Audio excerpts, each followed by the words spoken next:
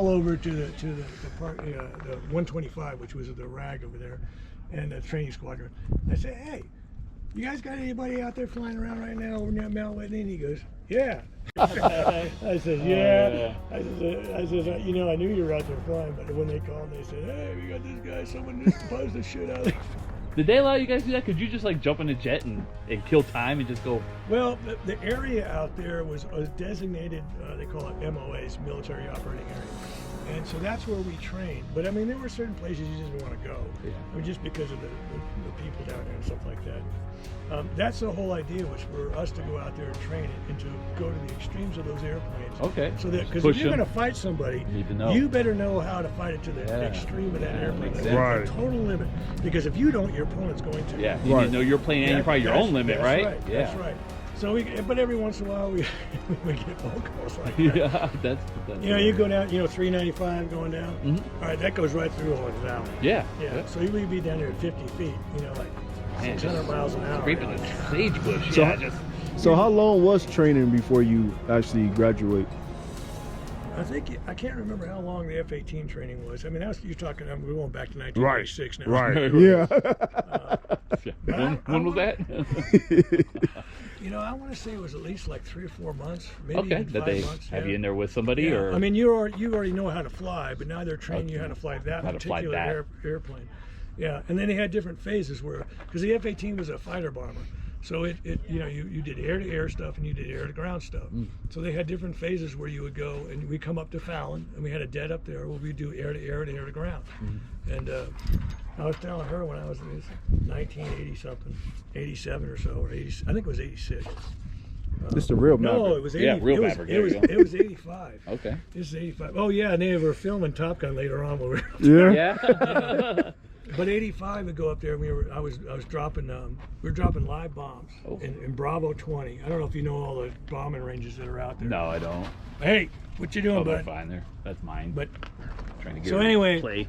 The F-18 has what you call a G limiter on it, so you can pull back on the stick, and then it gets to like 7.5 Gs, and it's supposed to like, that's it. I don't care like how much. Like a governor, huh? Full. Yeah, it's like a governor. Okay.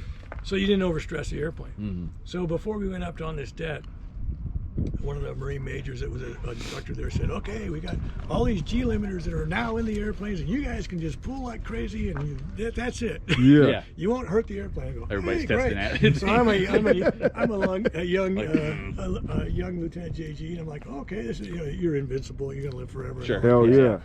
The good old days. You're lighting your hair on fire, and we're going around, we're bombing, doing the bombing pattern. This one bombing pattern was, you come at 500 knots at like 200 feet, you do a 45-degree turn right, you pitch up 45 degrees in afterburner, you go straight up, you roll over on your back, and you come straight down, you drop your bombs, and you haul ass out of there. But you're supposed to come out of afterburner when you're coming downhill, so you don't go supersonic. Damn.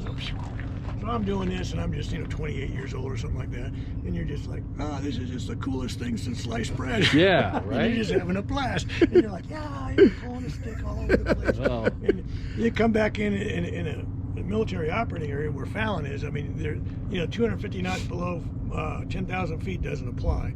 So you can come in and do a shit hot break, 400 knots over the field, break, kind of like the first Top Gun thing. Yeah. Buzz the Hell tower. yeah. Buzz the towers. Kind of like that, but you're not buzzing the tower.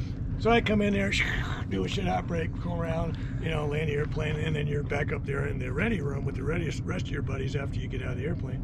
And the maintenance calls. They said, hey, where the hell is Lieutenant J.G. Moore? And I was he's up here. So I get on the floor. I go, what's going on? I go, when the hell did you put 10.8 Gs on my airplane? And I was like, what? And he goes, you put 10.8 Gs on my airplane. Damn. I was like, oh shit. I said, I thought they were supposed to have G limiters. He goes, well, this one doesn't. Oh no. For that particular, whatever reason, they didn't put the They G left that limiter. info out on that day though. No. So I was out there just pulling like crazy, and somewhere in there, they said when I came up on that 45 up and rolled over, came back down, and I left it in afterburner and then pulled off the target. Yeah. 10.8 Gs for 2.5 seconds. Now, what does that feel like on your Well, when body? your adrenaline's pumping, doesn't feel like shit. Cause Yeah, right. I noticed it. you're having a blast. But they teach you how to breathe and all that stuff and you and have a everything. G suit on. Okay. All right. Yeah. So I held the record on an F-18 for like about 2 weeks. And Oh, then no, some guy in somebody else Canada, F-18 pulled 12.5 Gs. Ooh. Oh wow. Yeah, man. he like overdid it big time. Oh, jeez. Yeah. Man. Anyway, Too yeah. much fun, though. Man, you that's go- awesome. Then you go from he, that. he took us there. Yeah. I saw the picture. So you go from that to flying in your living room in, Oh. in an Airbus Yeah. and say, so what do you think we're having for dinner tonight? Yeah. Oh, let me guess, chicken or beef? Right? Yeah. How boring was that flying commercial after that? I mean, come on, can you compare it? No, you No. can't. No said- thrill, no He adrenaline. said most of the pilots now, as soon as they hit 100 feet, they just hit the autopilot. That's it. Oh, really? So there's not even any skill, really, I mean, nowadays. Oh, he's there, okay. He's not even on a leash. I'm going. They do the same thing with the drones. Yeah. In Seattle area. Okay. But that program is what we went through. And we started out, to give you an idea, 50 people started that program. 50 people started that program. We graduated 20 of the original. Wow. 20. So less than half Less than half. made it past And that part. they weed you out when they go do that. And then Oh, there are hell probably yeah. more steps as you And then, progress through the that's airplanes. just to get a commission. And then you go into the flight training part of it. And then that's when Then you get more weed out. Yeah, back then it was like primary flight, intermediate flight, and advanced flight. Primary, they decided whether you're going to go jets, props, or helos. Mm. And then from that, if you went, I went jets, so I went to Beeville, Texas. That's where I was born, by the way. Okay. Oh, My dad well, was you went an back home. instructor. That's nice. Yeah. I think I lived there like a month or something like that when I was born. My dad- anyway, Beeville, Texas, and then the intermediate flight was T2 Buckeyes. They were jets. First, that was my first jet, and that was tough going through that. I don't care that I already had my commercial instrument rating and stuff like that. Mm-hmm. Now you're flying a jet, things are going like 3 times faster. Yeah. Right. Probably a lot more controls involved. Yeah, but you still had to go through the basic stuff, the radio navigation, formation flying. Then you had to land that thing on the boat. Go aboard aircraft carrier. That's That a was my lot. first. That's a lot of shit to learn. It was. I mean, and a lot of guys wash out. I mean, that's just the way it is. Yeah. And then when you got done with that, you went to advanced training. It was still in Beeville, Texas, but the A4 Skyhawk. I don't know if you remember that airplane. It's a little Delta Wing airplane. Okay. All right. Blue Angels used to fly. Okay, it. yep, yeah, okay. Blue Angels used to fly. We did that. And then when you got done with the advanced, they decided what airplane in the fleet you were going to fly. Okay. Back in '85 when I got winged, they still had F4 Phantoms, which I kind of wanted because my dad flew that, and I figured, hey, that would be great. But then I would go to the F-18 anyway when they phased it out. Yeah. So I put that in first. Well, I put F-18s in, but then I put F4 Phantoms, and then I put F-14s. And it just so happened that week, that for graduation pilots, they had F-18s available. And I was the #1 guy, and they gave me that airplane. Awesome. Nice. That's cool. That's And better. because when we put that down, I remember some instructor saying, like, there's no freaking way you're going to get F-18s. Yeah. I mean, they don't give them to new guys. Not coming you out. kids. Yeah. Exactly. It's kind of how they turn it. It ain't happening. That's for the veterans. And I got that, and I was like, holy shit. Yeah. Hell So they yeah. sent me to Livermore, California, and that's when I started that. I was back in '85. Man. What a So, yeah, cool I was career. It is, right? Yeah, for real. Yeah, I was, Real live Top Gun right here. Yeah. Man. That's it. So how is it landing on a carrier? on the carrier? Scary as shit. Before you even go out there, you do what they call field carrier landing practice. So you go around and around, and they have the same lens they have on a ship, but it's on the field. Okay. Of course, it's not moving; it's stationary. So you practice on whereas the something ship's safer. moving. Yeah, yeah. And you do that till it becomes rote memorization. Okay, just muscle memory. Yeah, muscle memory. Yeah. And then they took us out to the USS Lexington, CV-16. It's like one of the World War II class. Oh, okay. All carriers. right. Yeah. Yeah. And so the first time you come around the corner and you come to the back of that ship and you're like, you're gonna land on that thing. But that's when the whole rote memorization thing Right. kicks in. It's muscle memory. Right. And you just You don't really even have to think about it, right? they have you come around like a couple times with your hook up, so you're not gonna trap. You're just gonna do a touch and go and go around. Okay. They have you go around a few times to make sure you're safe and you're not doing stupid shit. And then once they're satisfied, the landing signal officers, they're on the side of the ship where the lens is, and they're actually watching you come aboard and they're talking to you. Okay. So you go around and they make sure you're doing things the way they taught you at the field. And once they're satisfied that you can do that, they say, all right, put your hook down. And now you're gonna. Oh, now you're gonna actually catch the cable. You're gonna trap. Oh. And so I think we got 6 daytime traps. That was in the T2. Okay. And then I think you got 10 in the A4 when you came back out in the A4.